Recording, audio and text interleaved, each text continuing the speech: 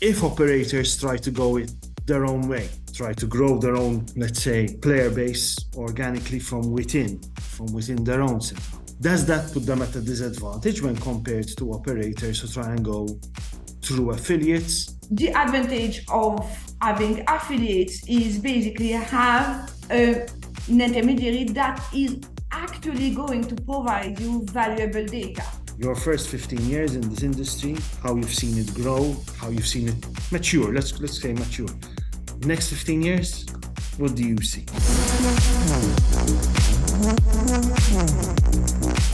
Good morning and welcome to another edition of the SiGMA podcast, where today we're going to be meeting Clemence Dujardin, the CEO of my affiliates, who has, I think, around 15 years of experience in this industry. Good morning, Clemence. Good morning, and thank you so much also for accepting the invite. Thank you for inviting me.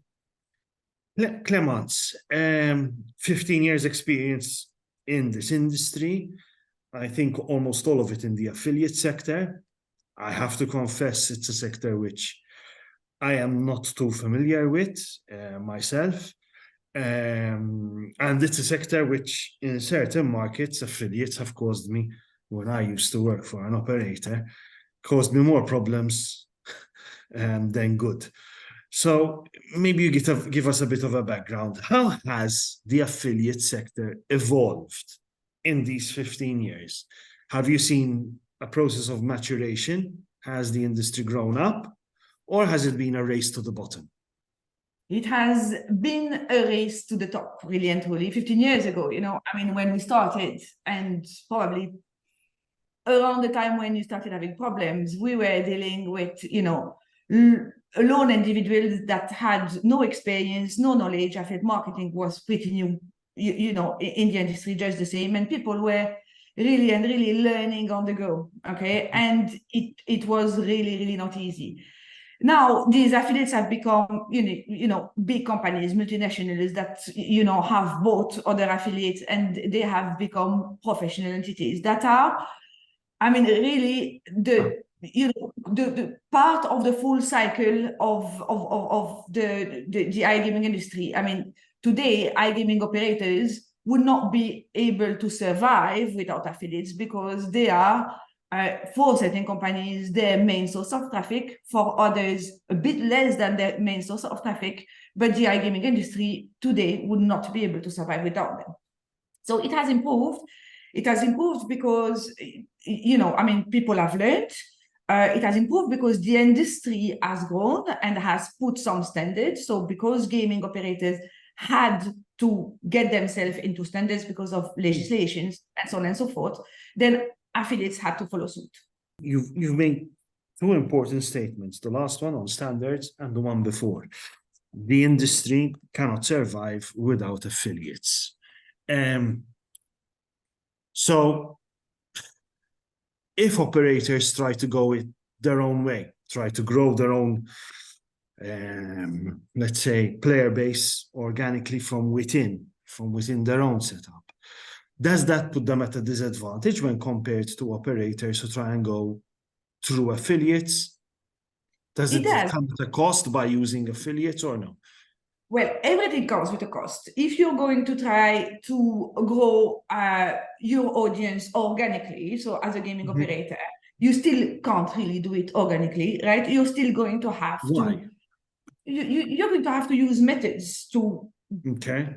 That, okay, so you're going to have to invest in your SEO, or any other method that come at a cost. Okay, the advantage of having affiliates is basically have an intermediary that is actually going to provide you valuable data, because affiliates are not only people that put banners on their website and just sit there and do nothing. But they are, because they are interested in making their own money, because they're a company and they need to be profitable, they are going to work on optimization. They are going to generate data that the operator is going to have access to, where the operator is going also to learn the player journeys, the player value. So there is the affiliate is not someone that is just going to put something there and no return is going to be provided. You've almost described affiliates as becoming partners in the business in this case. How does that happen? I mean, okay, so they're going to give us suggestions on how to optimize the website, how to optimize the player journey, maybe even the feed, as in what are the sort of games that the players want to see. Is this an evolution on how affiliates have grown and matured? It is an evolution because again, you know, I mean, technology has helped the industry. Okay, so when you look today, technology helps affiliate improving their campaigns, optimizing their campaigns. They have access to data and analytics, which is going to give them an open world. It is also, you know, in regulated market, they'll be using systems or compliance systems where they're going to understand where they can advertise like this and not like this. So the market does not close to them. So they you know, they can exploit that data.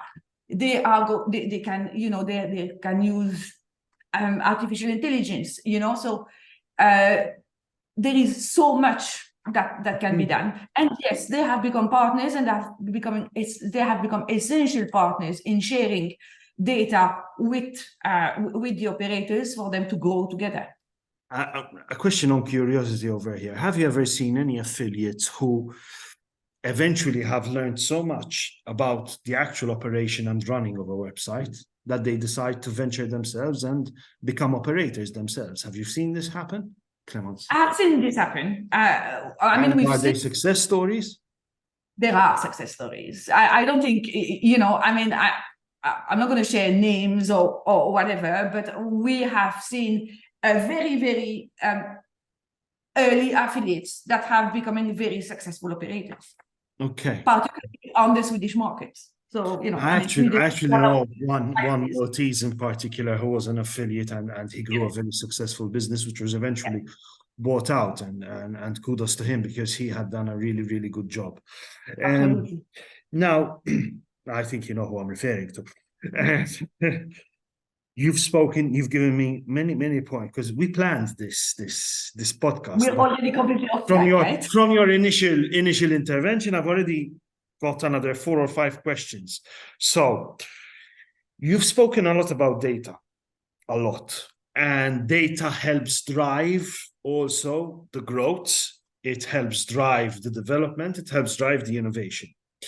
Now, when you see, for example, the introduction of GDPR, the data protection regime, on a European Union level. Number one, has that hindered or has that helped the industry? Depending on your answer, I have a second question. You know, I think you can see it both ways, right? I mean, you know, hindering because it becomes more complicated for affiliates and operate, maybe, but then it has given more confidence to players, okay? Because but do the players really take notice of these sort of things? Do they? Sometimes I have my doubts that they do. I would believe they do to a certain extent, right? Because we've seen so many data leaks of not necessarily in the gaming industry, but wherever, you know. I mean, you could have been on the PlayStation gaming list, and your data would have been, you know, would have been leaked. So it's not particular to our industry. It's just even into a bank or whatever, you know. Even your electricity provider could leak your data. So I think people are becoming more and more aware of, even though they're playing online and they're gambling online, they still don't want their data to be leaked anywhere, and they also want to know what people are, you know, are storing about themselves. So yes, I think it has created some kind of confidence.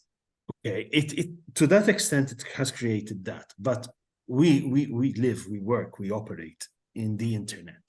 Now, the internet, be it good or bad, permits other gaming companies, not necessarily established in the European Union, but running out of some third world jurisdiction with no care in the world, with no standards in place, no responsible gaming, no anti-money laundering, and no data protection rules in place. And you have these operators which are targeting the same audience that legitimate operators are targeting. So an obvious question over here is, wouldn't the data protection rules also, to a certain level, hinder the competition, the unfortunate competition which exists between the unscrupulous people and those licensed operators, or even the affiliates? Because nowadays we talk about licensing of affiliates with the increase in standards. How does the industry combat that? I mean, I think is the case for any regulation. Okay, any regulation can, or over-regulation, can push players toward gray markets, or can push affiliates to promote, their services in gray markets which are not regulated, where players don't have protections, and so on and so forth. And this is why I think the affiliate marketing industry itself is completely unregulated, okay? Apart from a few countries, okay? The regulation does not exist. People operating in our industry, like in the affiliate marketing software industry, we have absolutely no regulation to adhere, apart from the States, where we need to apply for a vendor license, and a couple of countries, in Europe, which are European level. Yeah. So it's always, trying to find a balance between regulating and not over-regulating, so that we don't try to push this player within those gray zones where they have nowhere to turn if something goes wrong. Okay, so it's all about finding a balance. Yeah, always. So when you see, we've seen different approaches towards affiliates. You've seen some jurisdictions which just let the affiliate business grow without any real strict regulation, without any regulation at all. You have some jurisdictions where actually they make the operators responsible for the behavior of the affiliates who are linked to them. And that brings with it a whole luggage of very awkward situations, because suddenly, especially if that regulator has, and we're not mentioning any regulators here so as not to cause any extra discussions, but we know that they are out there. So you have regulators who tend to shoot first and ask the questions later. So when you have that sort of regulator, the operator needs to safeguard himself and needs to take certain precautions. Affiliates are not, especially, this is back in 2016, 2017, affiliates were not used to operators telling them, you need to do it this way, or this way. And then you have a recent trend, couple of regulators are licensing affiliates.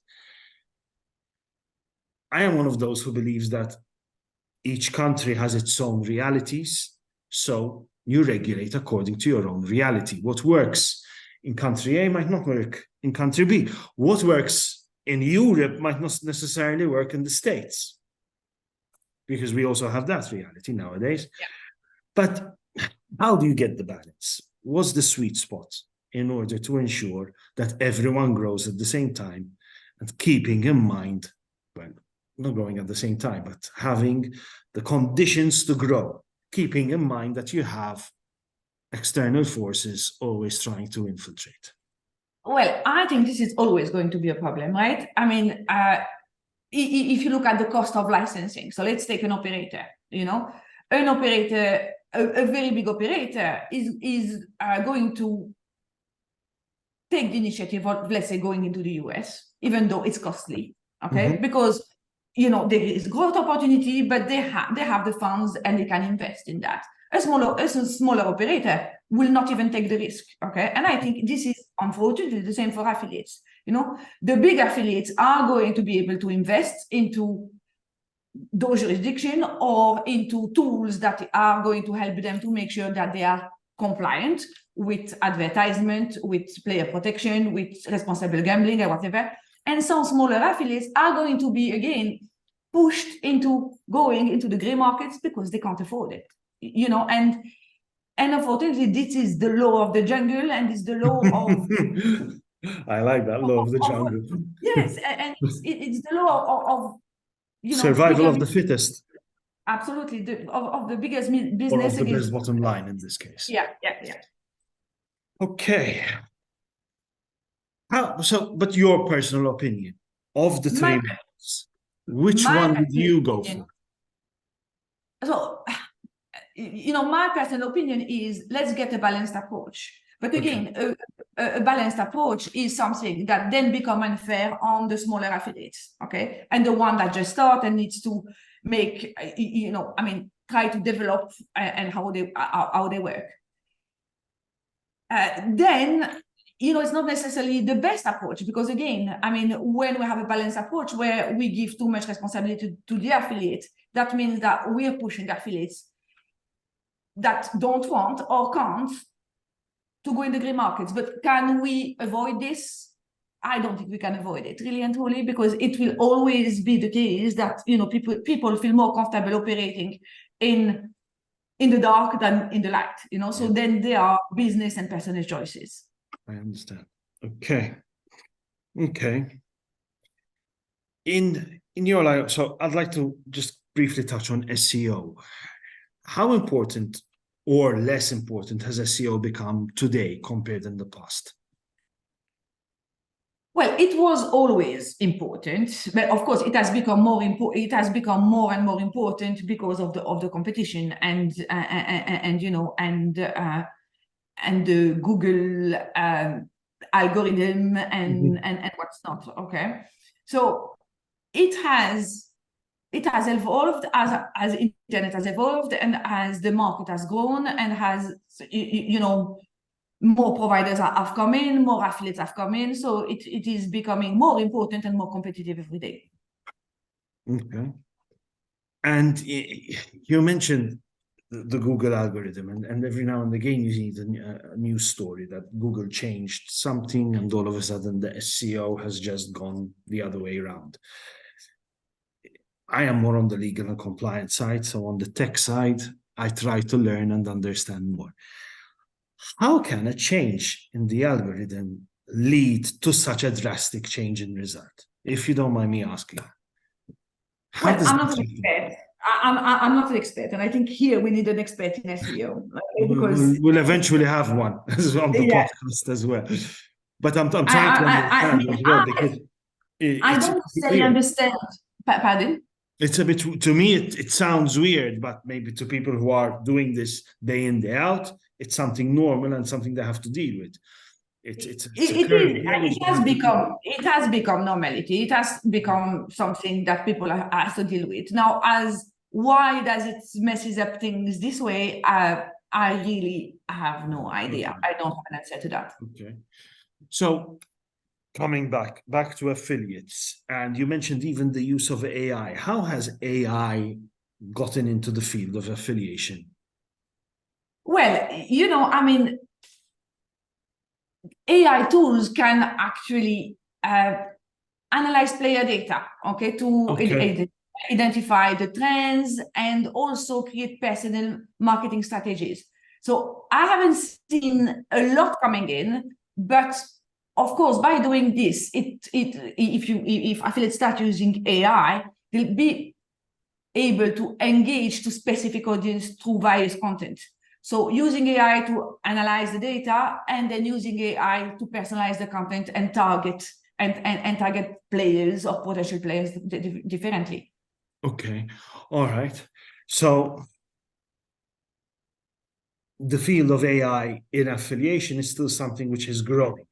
And through that, you can have the personalization of the journey. Yes. Right? So just to make sure that I'm understanding. Right. I'm understanding. Right. Okay. So from your end, we've spoken about how some affiliates have become partners in aiding the growth of the actual operator that they are partnered with. Isn't there every now and again a concern possibly from operators that the methods that are being discussed. So let's say professionals, industry knowledge, which has grown between that affiliate and that operator. The operator might be concerned that that industry knowledge is being shared with other operators. So we also get into a bit of the discussion on intellectual property over here. From your experience again, how have you seen operators deal with, let's say, the sharing of information between their through their affiliates, especially when, unfortunately, in the regulatory compliance side, when operators should be coming together in order to present a united front with regulators, this rarely happens. But in the commercial sphere, do you see this, or is it something which doesn't exist? There isn't really sharing of information between operators and affiliates, right? Because what operators to the data, if you have access to data, if the affiliate is using certain data, they might know, listen, okay, so these products are what's working. Those products are not what's working. So maybe you share that information with someone else. Yeah, but I think, I mean, on a global sphere, right? When you look at affiliate data, it is granular, but not that granular. Okay, so when an affiliate look at this data, is going to see how much money is made on poker, casino, sportsbook, and maybe. So it's not usually broken down by the actual different type of, for example, slot that is being played. Exactly. So it's very rare that they want to go down that path with affiliates. So operators will keep that through their own BI. They will not expose that information. Okay, understood. Which makes sense. You know, yes, I mean, yes. But again, because I haven't really had visibility on, if I can say a particular story. One of the few times I was involved with an affiliate was linked to the Italian market when I worked for a company called GreenTube. And this particular person, in order to promote a particular game of the Novomatic group of companies, Book of Ra decided to use Christ the Redeemer from Brazil, putting on the face of one of the characters of a particular game, and Christ the Redeemer was actually doing this movement with $100 bills. So yes, and I had to deal with that situation because the Italian regulator was not happy at all about seeing something like that. Eventually, then the marketing sector in Italy, following the marketing ban, there was that sudden closure.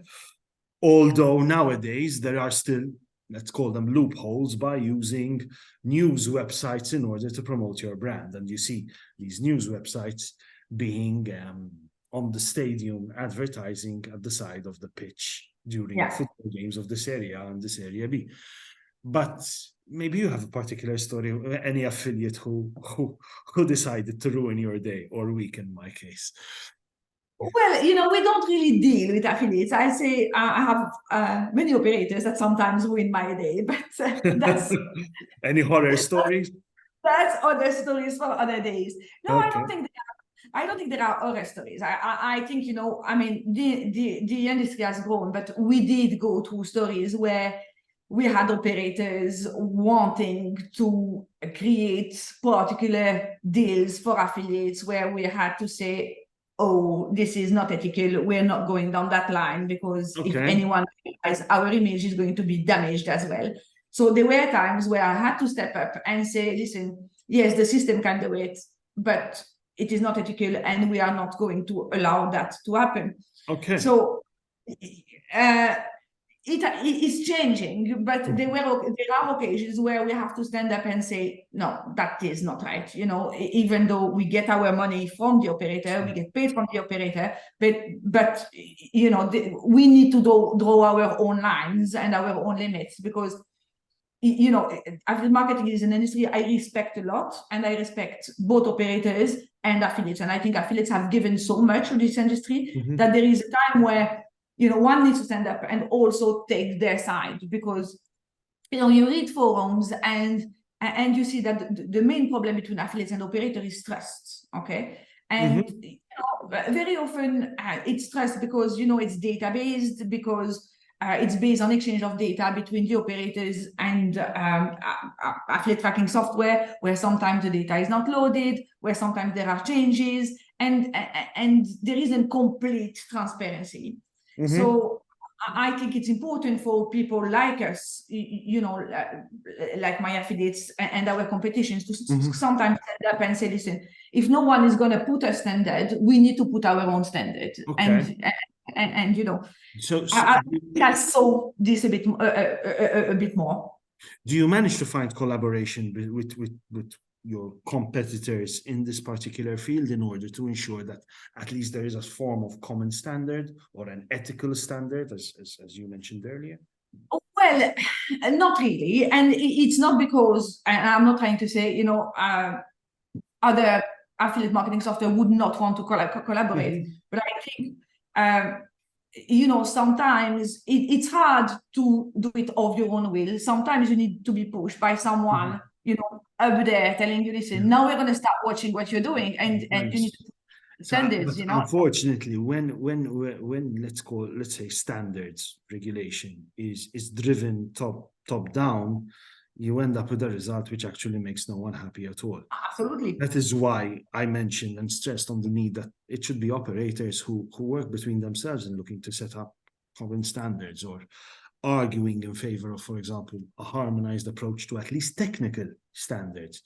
And then not having the reality that we're seeing in Europe of, well, what is it, 22 different licenses with 22 different technical standards which are required. I mean, it becomes, unless you are of a certain size, it becomes very, very hard to operate legally on a European front.